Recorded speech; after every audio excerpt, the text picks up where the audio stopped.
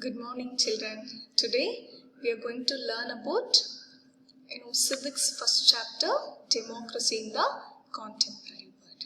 Okay, in this chapter we will learn about how democracy has been started to follow by many of the countries. Okay, and how it is very difficult to adopt in every country, and how the countries are the people started to adopt this democracy in all over the world, all those things. Okay, it is very much important concept. So if you understand this concept, then only it will be easy for you to learn the next concept, like what is democracy, why democracy, and all those things. Okay, let us see the next one. It is in this chapter. In this, the first part, we are going to learn about what is democracy and the development of democracy, dictatorship, and then here, as I told you people, in this chapter, we'll be learning about few stories of, the different countries of the world, how those countries started to adopt this democracy. Okay, in this class, we are learning about Chile. So here, the country Chile, it's a country in South America. So how it started to adopt democracy. So here we can see about a person or a leader. His name is Salvador Allende. Okay, we have to pronounce as a Allende. The next one, it is democracy in Chile, and then the Pinochet's rule, and then the restoration of democracy, and the story of Michelle Bachelet. Then we can go for recapitulation. Okay, in this part we will be discussing only about how in a country Chile the democracy was there and how it is changed, again how the people has been restored this democracy. Okay, fine. Let us see what is democracy. So this you people have learned from your lower classes also. What is democracy? So we all know that it is one of a form of government where the people have got more rights. That is, the people will be having a rights to select their leaders. Okay, see here, democracy is a form of government in which the rulers are elected by the people. Okay, so here the people will be having more rights.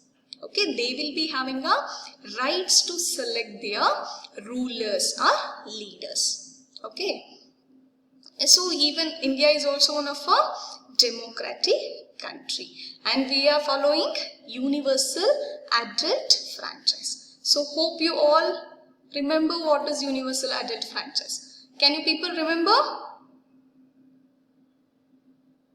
Yes. Okay, you people are right. Universal adult franchise means all the people above 18 years will be eligible to vote, irrespective of their caste, gender, and the religion and their status. Okay, fine. Next we'll see development of democracy. So how democracy has been developed. We can see the more than half of the independent countries in the world today are democratic. So we can say the more than half of the independent countries in the world are following the democracy. It is, as a government. In the next here we can see, they started to follow this as a government, democracy as their government. But it is not that much easy or smooth for them to start following it. Okay, that's what here they're telling. The expansion of democracy has not been smooth and straight. It was not that much smooth to expand the democracy. Okay, so as we all know earlier and all, what's the form of government we were following? We were under the colonialism. The British people were ruling India. So earlier to that, we were ruled by our kings and queens, the queens. So what happens? It was not a democracy. So expansion of democracy was not smooth and straight. Okay. In the next point we can see that it has seen several ups and downs in different countries. So adopting this democracy was not easy, as I told you people. So the people started to face lots of problems, lots of ups and downs. Okay, guys, you people understood what is democracy. Okay, in the next one we can see this dictatorship. What is dictatorship? Hope you all heard what is the meaning of dictatorship. Okay, see here, a dictatorship is a form of government characterized by a single leader or group of leaders and little or no toleration for political pluralism or independent programs or media. So here what they are telling, the entire power of the government will be with a single leader or else the group of leaders. Okay, the power will be vest only with a single leader or the group of leader, but here the people or the citizens will not be having any rights to question the government. Whatever the government is passing the rules or the regulations, the people has to accept that. Okay, the people will not be having any rights to question the government. That will call it as a dictatorship. Okay, and next, okay, as I explained you people, in this first part we'll be learning about the country Chile, how it started to follow this democracy. Okay, the first one we can see the leader name is Salvador Allende. Okay, he was the president of Chile, a country in South America.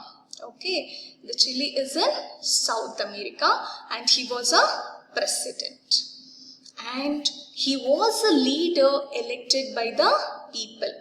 And he was elected by people. That means they were following democracy. Only in democracy we can see the leaders will be elected by the people. Okay. And the next. Allende was the founder leader of the Socialist Party of Chile and led the victory in the presidential election in 1970. So, he was a founder leader of the Socialist Party in Chile. Okay, and finally he won the presidential election in the year of 1970. Okay, and next, after being the elected president, Allende had taken several policy decisions to help poor and workers. So here we can see that Allende was a president elected by the people and he gave much importance only to the poor people and the workers. Okay, guys, remember the points. The Salvador Allende is a president of Chile. You know, in the presidential election in the 1970, he got elected by the people. Okay, after being elected by the as a president, he started to give more and more importance to the poor people and workers. Guys, remember? Next. So as I told you people, Allende was giving much importance to poor people and the workers.